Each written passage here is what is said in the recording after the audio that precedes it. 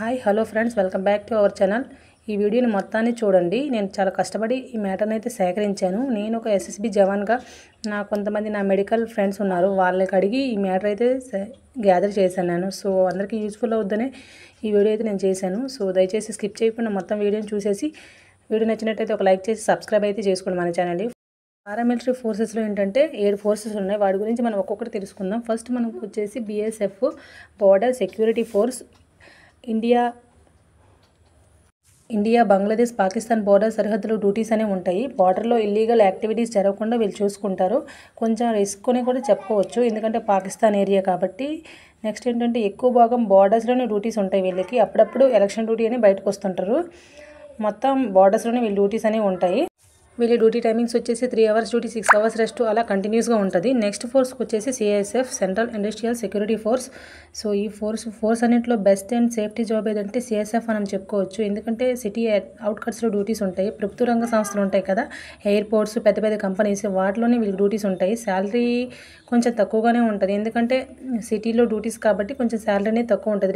Risk తక్కువ ఉంటుంది కాబట్టి శాలరీ కూడా ఆటోమేటిక్గా తక్కువై ఉంటుంది. సో మనం ఇంటి దగ్గరలో డ్యూటీస్ అనేది చేసుకోవచ్చు. CISF జాబ్ బెస్ట్గా ఉంటుంది మిగతా ఫోర్సెస్ అన్నింటిలో కంపేర్ చేసుకుంటే. సో ఓకేనా ఫ్రెండ్స్. నెక్స్ట్ ఇందులో కూడా 8 అవర్స్ డ్యూటీ కంటిన్యూస్గా ఉంటుంది. కొన్నిసార్లు షిఫ్ట్ల వైజ్గా ఉంటుంది. సో నెక్స్ట్ మనం CRPF గురించి తెలుసుకుందాం. Central reserved police force. Naxal ప్రభావిత ప్రాంతాల్లో డ్యూటీస్ అనేవి వీళ్ళకి ఉంటాయి. రిస్క్ ఎక్కువ ఉంటుంది అనమాట. అడవుల్లో డ్యూటీస్ ఉంటాయి వీళ్ళకి. సో దాన్ని బట్టి ఫోర్స్లో డేంజర్ జాబు ఏదంటే CRPF మ్యాక్సిమం చెప్తారు అందరున్నా, ఎందుకంటే అది కొంచెం రిస్క్తో కూడుకున్నటువంటి జాబు. సో రిస్క్ ఉంది కాబట్టి జీతం కూడా ఎక్కువ ఉంటుంది వాళ్ళకి. కొంచెం ప్రాణహాని కూడా అప్పుడప్పుడు జరుగుతూ ఉంటుంది. సో అదనమాట. నెక్స్ట్ ఫోర్స్కు చూసుకుంటే అస్సాం రైఫిల్స్. ఈశాన్య రాష్ట్రాలు అయినటువంటి మిజోరాం, నాగాల్యాండ్, మణిపూర్ ఇలా ఉన్నాయి కదా మనకి ఈశాన్య రాష్ట్రాలు. సో ఈ రాష్ట్రాల్లో ఫీల్డ్ డ్యూటీస్ అనేవి వీళ్ళకి ఉంటాయి. AR అనేది ఒక పటిష్టమైన ఫోర్సు, ఎందుకంటే ministry of home affairs, army వాళ్ళతో కలిపి వీళ్ళు డ్యూటీస్ అనేవి ఉంటాయి. సో అందుకోసమని చెప్పేసి వాళ్ళతో పాటు సమానంగా హక్కులన్నీ వీళ్ళకి ఉంటాయి. నెక్స్ట్ ఏంటంటే ఏదైనా యుద్ధం వచ్చిందంటే ఆర్మీతో పాటుగా సమానంగా వీరు కూడా యుద్ధం చేస్తుంటారు. సో AR అనేది శాలరీస్ కూడా బాగుంటాయి ARలో, అస్సాం రైఫిల్స్లో. నెక్స్ట్ మనకి SSB గురించి తెలుసుకుందాం. SSB ఏంటంటే Indo Bhutan, Indo Nepal borders అనమాట. సో ఇవి స్నేహపూర్వకమైన కంట్రీలు కాబట్టి మనకి కొంచెం రిస్క్ అనేది తక్కువగా ఉంటుంది. బార్డర్స్ని బట్టి చూసుకుంటే రిస్క్ కొంచెం తక్కువ ఉంటుంది. బార్డర్లో స్మగ్లింగ్ జరగకుండా చూసుకుంటారు అనమాట. అంటే ఎక్కువగా ఏంటంటే దిగుమతులు అవుతుంటాయి. సో అవి జరగకుండా ఎక్కువ చూసుకుంటారు బార్డర్స్లో. మనం ఎలక్షన్ డ్యూటీలు ఎక్కువగా చూస్తాం కదా, ఒక్కొక్కసారి ఎక్కువ ఎలక్షన్ డ్యూటీలో వీళ్ళు పాల్గొంటారు. మనం అప్పుడప్పుడు చూస్తుంటాం ఎలక్షన్స్లో, కానీ వాళ్ళ ఆర్మీ అనుకుంటాం, కానీ వాళ్ళ ఆర్మీ కాదు, SSB వాళ్ళే ఎక్కువ ఉంటారు వాళ్ళలో. డ్యూటీ పరంగా సేఫ్ కొంచెం, ఎందుకంటే బార్డర్స్ పరంగా చూసుకుంటే సేఫ్ అనమాట. శాలరీస్ కూడా బాగానే ఉంటాయి మిగతా ఫోర్సెస్తో కంపేర్ చేసుకుంటే. నెక్స్ట్ వచ్చేసి మనకి ITBP. నేపాల్లో లే, లడాక్ సరిహద్దు ప్రాంతాలు వీళ్ళకి డ్యూటీస్ అనేవి ఎక్కువ ఉంటాయి. ఎక్కువగా టిబెట్ బోర్డర్లో డ్యూటీస్ ఉంటాయి. పీస్ఫుల్గా ఉంటాయి డ్యూటీస్ అనేవి వీళ్ళకి.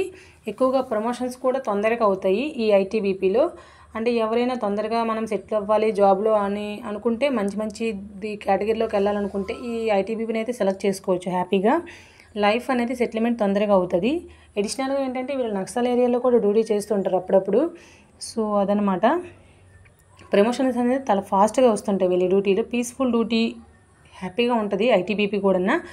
నెక్స్ట్ ఫోర్స్కి వచ్చేస్తే మనకి సెంట్రల్ సర్వీస్ ఫోర్సు. ఓన్లీ ఢిల్లీలో మాత్రమే ఉంటుంది దీనిది.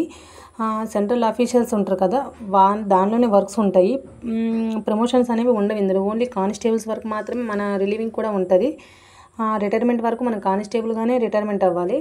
ఎక్స్ సర్వీస్ మ్యాన్లు వీళ్ళు ఉంటారు కదా, వీళ్ళైతే ఎక్కువగా దీన్ని అయితే ఎంచుకుంటారు, ఎందుకంటే వాళ్ళకి ఫోర్సెస్ అన్ని గురించి తెలుసు కాబట్టి. ఇది కొంచెం సేఫ్టీ జాబు అండ్ రిస్క్ లేనిది కాబట్టి దీన్ని అయితే ఎంచుకుంటారు. నెక్స్ట్ ఫోర్స్కి వచ్చేస్తే మనకి NIA, national investigation agency. Safe job. Brain ఉపయోగించి అనేది జాబ్ ఉంటుంది, బ్రెయిన్తోనే సంబంధం ఉంటుంది ఈ జాబ్లో. శాలరీ కూడా మంచిగా ఉంటుంది. సో ఫ్రెండ్స్ చూశారు కదా, ఈ వీడియో చూసిన తర్వాత కొంచెమైనా మీకు క్లారిటీ వచ్చి ఉండదు అనుకుంటున్నాను. పారామిలిటరీ ఫోర్సెస్లో ఏది బెస్ట్ జాబు, ఏది రిస్క్ అయిన జాబు అనేది కొంచెం క్లారిటీ అయితే వచ్చి ఉంటుంది మీకు మ్యాక్సిమం అనుకుంటున్నాను నేను. సో ఫ్రెండ్స్ ఈ వీడియో మీకు నచ్చినట్లయితే మన ఛానల్ని సబ్స్క్రైబ్ చేసుకుని ఒక లైక్ అయితే ఇచ్చేయండి.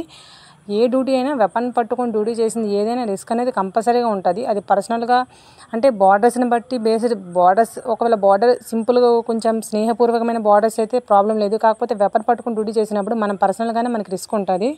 సో వెపన్ పట్టుకొని డ్యూటీ చేసింది ఏదైనా రిస్కే. కాకపోతే ఏంటంటే మనం డ్యూటీ చేసినప్పుడు డ్యూటీ అవర్స్ కొన్ని బార్డర్స్ కొంచెం సింపుల్గా ఉంటాయి కదా, అటువంటి జాబ్ని అయితే సెలెక్ట్ చేసుకోండి. ఫౌజీలోకి రావాలని అందరికీ ఉంటుంది, కాకపోతే అవకాశం అందరికీ రాదు. వచ్చిన వాళ్ళు తప్పకుండా మంచి ఆప్షన్ని సెలెక్ట్ చేసుకొని మంచి ఫ్యూచర్ని అయితే ఎంచుకోండి. ఓకేనా friends, bye bye, take care.